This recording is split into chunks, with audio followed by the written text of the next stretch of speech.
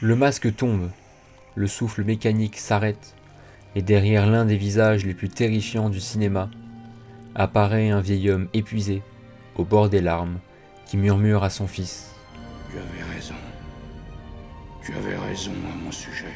Ce moment dure à peine 10 secondes, mais il suffit à détruire 30 ans de peur. Alors je vous pose la question, est-ce qu'on a vraiment affaire à un méchant, ou à quelqu'un qu'on n'a jamais compris ? En 1977 sort La Guerre des Étoiles, avec en première ligne un méchant puissant et sans pitié. Ce personnage sombre, vêtu d'une longue cape, est accompagné d'une respiration terrifiante. Il s'inspire directement des samouraïs japonais. Le film, produit avec un budget modeste de 11 millions de dollars, connaît un succès phénoménal. Il devient l'un des plus grands blockbusters de l'histoire et génère plus de 775 millions de dollars au box-office. Mais Star Wars, ce n'est pas uniquement Dark Vador. C'est un immense univers rempli de diversité. Combats spatiaux, planètes variées, explosions spectaculaires, sabres laser et bien sûr la Force. Une énergie invisible mais manipulable par les élus. Grâce au succès d'un nouvel espoir, George Lucas peut réaliser la suite de son histoire. Avec un budget plus conséquent, l'Empire contre-attaque développe davantage son intrigue. Au final, dans le premier épisode, on ne sait presque rien de Vador, à part qu'il est l'ancien élève d'Obi-Wan et qu'il a tué le père de Luke. Et dans le deuxième film, Vador prononce l'une des phrases les plus emblématiques de toute la pop culture. Je suis ton père. Ce secret a d'ailleurs été gardé précieusement sur le plateau. La phrase originale était « Obi-Wan a tué ton père ». Et ce n'est qu'au montage que le véritable dialogue a été révélé. Dans le Retour du Jedi, le mystère autour de Vador continue de s'épaissir. Tout le monde pense qu'il n'est plus qu'un cyborg sans âme, jusqu'au moment final, Vador sacrifie sa vie pour sauver son fils, et c'est là que le masque tombe. Derrière le Seigneur Sith se cache Anakin Skywalker, un homme au visage blême, marqué par la souffrance et fatigué d'avoir porté un fardeau trop lourd. À cet instant, Vador n'est plus un simple méchant, il redevient Anakin, le père, l'homme brisé.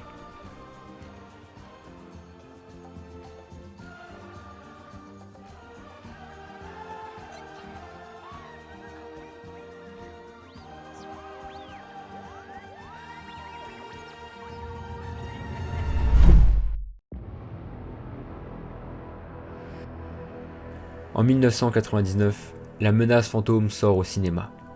Les spectateurs sont ravis de retrouver l'univers, les effets spéciaux atteignant un nouveau sommet et un nouveau méchant charismatique, Dark Maul. Il marquera les esprits grâce à son double sabre laser et au duel final légendaire accompagné de la musique Duel of the Fate. Mais ce film relève aussi un problème. Selon une partie des fans, l'acteur incarnant le jeune Anakin n'est pas convaincant. Pourtant, il joue exactement ce que George Lucas voulait. Un enfant surdoué, mais déjà marqué par le poids d'un destin trop grand pour lui. En 2002, l'Attaque des clones sort sur nos écrans. Anakin a grandi, mais de nombreux spectateurs continuent de critiquer son jeu d'acteur. Et pourtant, son évolution est logique. Dans ce film, Anakin est tiraillé entre son devoir de Jedi et ses émotions interdites.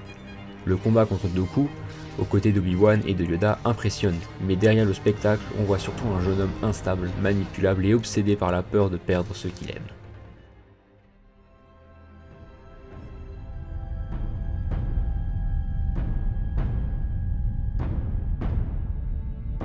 En 2005 sort La Revanche des Sith, le film qui raconte enfin la chute d'Anakin Skywalker et sa transformation en Dark Vador. Mais il est rongé par la colère, l'impatience et surtout par ses visions. Ces visions, il les voit dans ses rêves. Padmé, la femme qu'il aime en secret, meurt en accouchant. Et pour lui, c'est insupportable. Anakin a déjà perdu sa mère, il refuse de perdre encore la personne la plus importante de sa vie. C'est là que Palpatine, toujours dans l'ombre, agit. Il manipule Anakin en jouant sur sa plus grande faiblesse, sa peur de perdre ce qu'il aime. Il lui parle d'un pouvoir interdit, capable de vaincre la mort. Anakin hésite, mais les Jedi, au lieu de l'aider, continuent de lui imposer des règles strictes et de se méfier de lui. Petit à petit, il se sent rejeté par l'ordre et trouve une oreille attentive seulement chez Palpatine. Le basculement arrive quand Mace Windu tente d'arrêter le chancelier. Anakin, pris entre son devoir et son désir de sauver Padmé, choisit Palpatine. Dans un seul geste, il trahit les Jedi et devient leur ennemi. C'est à partir de là qu'Anakin devient Dark Vador. Mais attention, il ne le fait pas par haine pure, il le fait parce qu'il pense que c'est le seul moyen de sauver Padmé. C'est ce qui rend son histoire tragique. Il croit bien faire, mais il choisit le pire chemin. Execute Order 66. Yes, my lord. Et ensuite, c'est la descente aux enfers, l'Ordre 66, le massacre des Jedi, le Temple, même les enfants. Anakin est allé trop loin.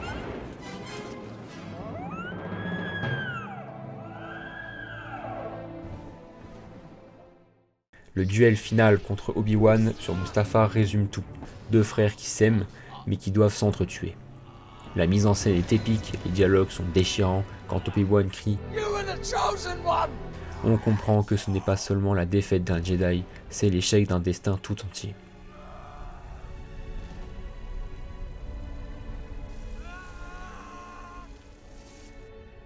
Gravement brûlé, mutilé, Anakin survit grâce à l'armure noire qui deviendra son symbole.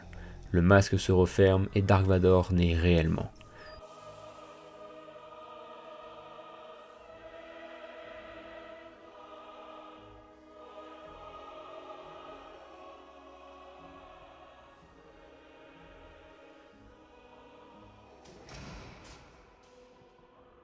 Mais à quel prix?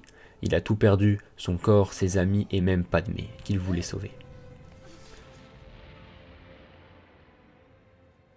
À ce moment précis, Dark Vador n'est plus seulement un méchant, c'est un héros tragique, brisé par ses choix, manipulé par Palpatine et condamné à porter son armure comme une prison. Alors voilà pourquoi Dark Vador n'est pas un méchant. Un méchant pur et simple agit par cruauté, par plaisir ou par soif de destruction. Ce n'est jamais le cas d'Anakin Skywalker. Derrière le masque, il y a toujours un homme brisé, un enfant marqué par l'esclavage, un Jedi perdu dans une prophétie qu'il n'a jamais choisie. Un fils qui a vu mourir sa mère, un mari prêt à tout pour sauver sa femme. Vador n'est pas né mauvais, il est devenu ce qu'il est parce qu'il a été manipulé, incompris et piégé par ses propres peurs. Tout ce qu'il a fait, aussi terrible que ce soit, n'était pas motivé par le mal absolu, mais par l'amour et la peur de perdre cet amour. Et au fond, la preuve ultime que Vador n'est pas un monstre, c'est sa fin. Dans le retour du Jedi, on sent qu'il n'est pas totalement perdu. Quand Luke se laisse arrêter et qu'il dit à son père « Vous ne pouvez pas faire ça. Je sens le conflit qui est en vous. Débarrassez-vous de votre haine. » Il est trop tard pour moi, mon fils. Cette phrase est capitale. Elle montre que Vador n'est pas froid, qu'il n'est pas indifférent, il croit simplement que son destin est scellé, qu'il ne peut plus revenir en arrière. Derrière le masque, il y a toujours Anakin, mais Anakin qui pense être condamné. Et pourtant, au moment décisif, il fait le choix le plus humain possible. Il sauve Luke en détruisant l'empereur, quitte à y laisser sa propre vie. Ce geste prouve que l'ombre n'avait pas totalement effacé la lumière. Un vrai méchant n'aurait jamais fait ce choix. Vador, lui, a retrouvé son humanité dans son dernier souffle, redevenant Anakin, le père, ne serait-ce qu'un instant. Au final, Dark Vador n'est pas qu'une icône du mal, c'est un reflet de nos propres failles humaines, et c'est sûrement pour ça qu'il reste l'un des personnages les plus marquants du cinéma.